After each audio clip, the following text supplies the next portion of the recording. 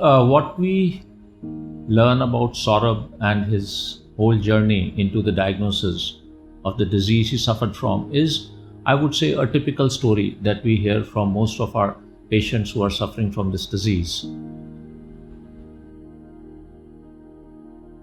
The doctor who was really, trying to diagnose his illness felt that maybe Saurabh did not have tuberculosis at the very outset and gave him a course of antibiotics. Now that is quite, again, very common because symptomatic management is the first really the response of the medical profession to any patient who is coming to them.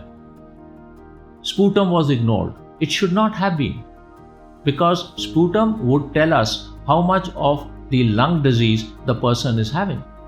On the basis of chest X-ray itself, you may get pleural effusion, but that does not mean that there is no underlying lung disease. So one has to do the sputum and also do the susceptibility test within the sputum to understand whether the organism which is causing the disease in Saurabh, that will respond to the drugs which we have for treatment.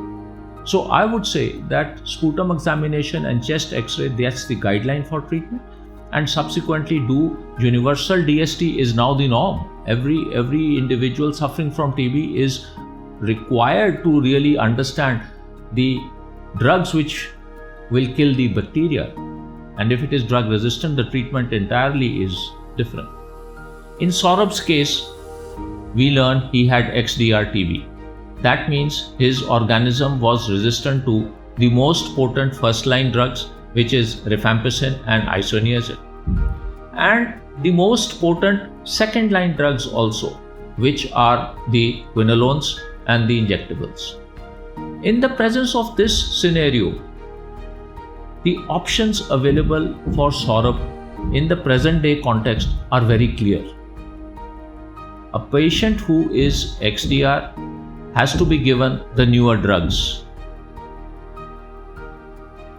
All of us have to join hands in order to defeat this particular disease. Said TB हारेगा, देश जीतेगा, पर TB तभी हारेगा अगर हम सब एक साथ मिलके इस लड़ाई को जीतेंगे.